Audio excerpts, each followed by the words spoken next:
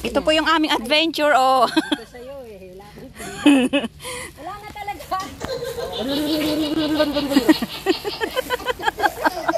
Nanay. Kaya ko yan. Ako pa.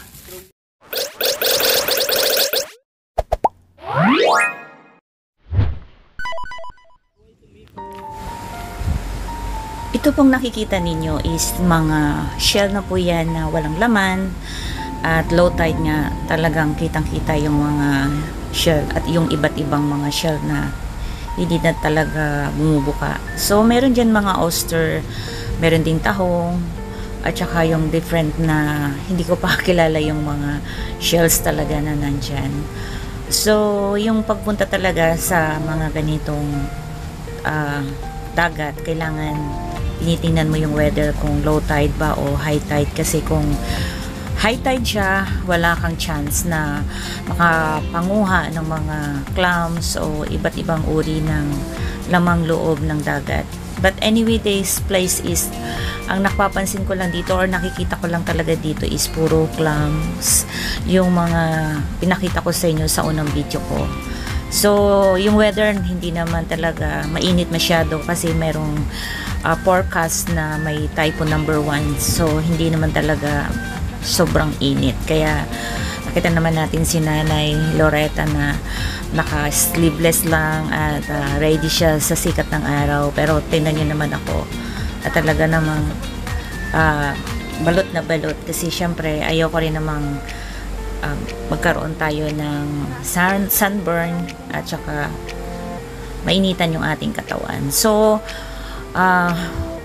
nag-enjoy lang kami dito kahit ganito yung mga kaitsurahan sa nakalubog sa dagat. At yun nga, ang pagkuha ng clams is nakaupo ka lang dyan sa water, tapos parang ididiging mo lang yung kamay mo, tapos makakakuha ka na talaga ng clams. At sobrang malalaki siya at fresh talaga. So ang high tide is about going to 6 o'clock. So 6 o'clock talagang doon na rin kami nagtapos para manguha ng clams. So matagal na kaming hindi nakapunta dito. Umabot na rin siguro mga 3 or 2 years na bago kami nakabalik dito nga. At syempre ang saya, talagang enjoy ako sa pangunguha. At ito yung nakikita namin na apo ni Nanay.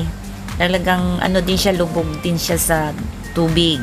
At he's trying his best na makasungkit din ng mga clams. At yun nga, binibigay niya sa lola niya. At nakakatuwa naman na kahit papaano nag-i-enjoy din siya, instead na pumunta sa mga lugar na kapamasyal. So sinasamahan niya yung lola niya para sa mga moments na ganito at mga adventures, kasi parang enjoy na enjoy pa rin siya at willing-willing talaga sa mga bawat na ginagawa. Kasi yung purpose niya is manguha ng crabs, pero ang hirap hulihin ng crabs dito.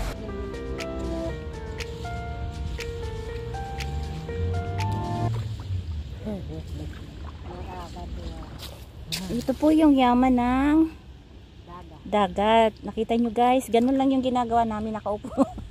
Nakaupo sa gitna ng water. Pero ganito na po yung nakukuha namin, ang dami. So kapag matyaga ka talaga at masipag kang mangalkal, maraming makukuha. So within 3 years, ngayon lang kami talaga nagkalkal ng ganito. Balikan natin yung Taitam Tok Reservoir Dam na sa first video natin, katulad ng pinakikita ko ngayon nasa screen. So yun po yung Taitam Reservoir comprises yung number of reservoirs, waterworks structures. Among those, Taitam Tok Reservoir and Taitam Intermediate Reservoir are the best locations to take photos na nakikita natin ngayon. Taitam Reservoir Dam features 12 large spillways at very spectacular sight of water overflow is a popular photogenic topic among photo lovers. And however, there is no exact timetable for this. Just try yung luck and go after rainy day. At yun nga, from Taitam Tok Reservoir connecting here sa sea salt na nakikita natin sa ngayon. Hi po! Ano po yung kinukuha nyo? Ay, ito. Kapa ako ng kapa dito. Tapos ano po ba yung kinakapa nyo dyan? Siyempre, nangunguha ko ng yes. Ah! Ang dami ko. Wow! Ang dami nga! Ganyan pala yung pangunguha. Ganito ang pagkuha dito. Pupunta ka dito. Magpunta ka sa tubig. Dito sa ano. Para ka lang naghahanap ng kung ano. Ah, kayo nakalumpasay kayo dyan. Pasay lang ako dito.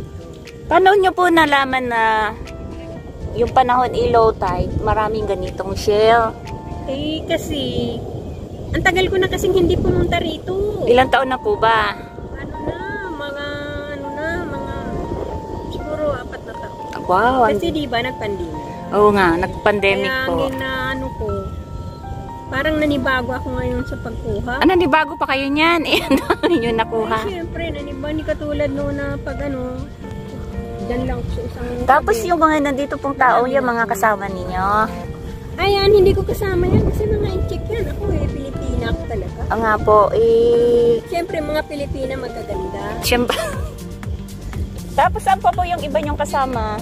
Ay, doon sila. Doon yung si ano, sa Pugan. Yung nandito. Ah, yun ang nakalubog. Nangunguha doon siya. Oh, nangangapa din. Kanina pa kami dito. Mga bandang ano. Pumunta kami dito ay nasa 12 o'clock yan. 12 o'clock. Pero kumain muna kami. Maganda pala dito, ano po? Yung bahay nga doon, Oh. may anak ako na pinaano ko yan, pinagawa ko. Mm. So, pagawa na yung bahay na yan dyan. Ay nako, napuno na ng talaba. Kasi, alam mo ba kung anong ginawa ng anak ko? Ano pong ginawa? Tour pa daw Oh, siya no. bago ipagawa. Kaya yan, pinalabahan na. Wala na. Yung budget ubos na. Kaya ako ngayon, nangunguha na lang ako ng shell para benta ko sa palengke. Ano pala yung inyong anak na iyon? Turista. Eh, turista siya. Ganyan, mami. Pupunta muna ako sa ibang bansa bago namin ipagawa yan. Kaya pala, skeleton pa siya. Ah, yun nga, skeleton pa siya. Salamat po. Patingin nga po yung kuha ninyo. Ito.